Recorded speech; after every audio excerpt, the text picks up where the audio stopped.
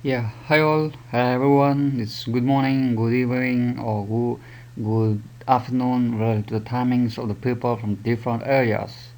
Here we have the network performance monitoring system overview. In general, we have a slight confusion between the network management versus the network monitoring. To just give a brief out, like network monitoring helps you to benchmark the performance. Like if not managed properly, the outcome will be the constant of the network. Where you to say that optimizing the performance by the managing, and to be honest, like the network management includes planning, designing, provisioning, operating, administrating, and maintaining of the network infrastructure. Where network monitoring, what we are going to see in the further slides, is like to measuring the availability and performance of network infrastructure and the reactions to the operational faults to the operations and the engineering, the capacity and the production of the network in the future.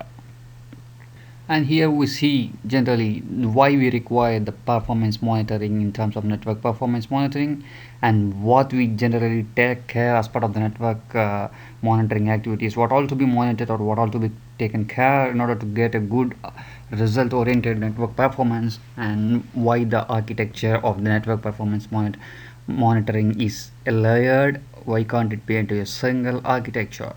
So in all these aspects, we will be focusing mainly on the activities which have been taken care as part of the network performance monitoring, and there are several tools available in the market in order to do the monitoring of these network elements like switch, load balancers, routers, firewalls, etc., which will be used, which we generally call as a host or element, which has a specific IP which can be identified uniquely in the universe. Here we will go in detail about the network performance monitoring, why it is required in the next slide. Here we can see why it is needed and why it is more important, even though we have many systems like fault inventory, service assurance, service quality, etc., etc. But why the performance monitoring of the network is important, because it will enable the capacity planning to the engineering people who can predict, who can forecast, who can baseline the current traffic patterns, who can understand the trend of the patterns which are going on the network, and they can come to a conclusion in the future it may be required this much bandwidth, the current bandwidth may be coped with the future because of the increasing availability of the users in the whole world using the data. And it will ensure you the network availability, like whether the devices or the network elements are up and running fine, and it will make you the quality of service and the customer experiences and understand the control, and it makes optimization and runs a better network. And the G here we mention the key activities, like what all we are monitoring as part of the network performance monitoring. Here we comes the broadly classification of the quality of service parameters and the network performance monitoring parameters, where we come to the quality of the service, which will mainly deliver with the four parameters like availability, delivery, latency, and bandwidth. Availability makes you understand that the device elements are available and are giving the services to the users in the form of the packets of data. And with as a loss, we will generally consider as a packet loss, because if the packet loss is there, the efficiency of the data which we transfer to the people will not be as good as expected. Whereas come to the utilization, we will generally focus on the capacity of the interface, how much the interface is been capacity having, and how much it is delivering and how much it is receiving. So we call as the receiving, and output is called as throughput.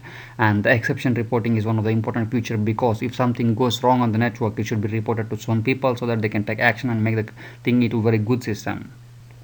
And here we go with the layered architecture. Why the different layers is required? Because here we have three different layers in general in the architecture. The first layer from below, which we call from the bottom, is the collection layer. In the collection layer, we will have a pollers, or which we will call the agents which will collect the data from the network elements, and these data is being consolidated into the form of the required, into the form of more for data, like making the usable data with the necessary counters which are required for the users to monitor them, like the CPU utilization or the memory utilization, which makes them useful more. If memory utilization is almost full, the switch can't store the MAC addresses with the ports, so which may lead to the issues in the routing, so and so, which will make us more important critical KPIs like bandwidth, etc., have been consolidated here, and these are kept in the form of a reports or in the form of a graphs for a good visualization to the user, which will help them in understanding a better view.